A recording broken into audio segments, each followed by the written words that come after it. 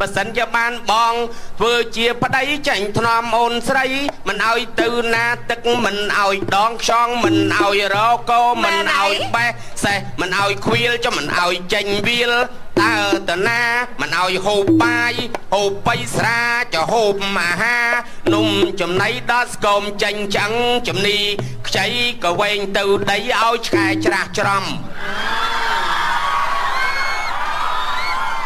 ឆ្កែចកឃើញញ៉ៃនួនសេរីវាខំកវីមាត់ដូចគេរាំខ្ញុំឃើញហើយពិបាកទ្រាំមីយាដំបងទៅ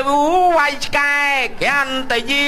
វាយអីម៉ាំងចំក្បាលប៉ាំងលៀនផ្លែកថ្នែណែឯងហៅខ្ញុំតកែដល់ពេលដាច់ខែឲ្យលុយចាយកុំគ្រាន់បើពេកជីលោកតកែចមុខដូចកាក់គេមិនចាយមនុស្សកៃខ្ញុំតែមិនទាន់ពោះម៉ាយអ្នកមើលឃើញថាខ្ញុំកំឡោះអូ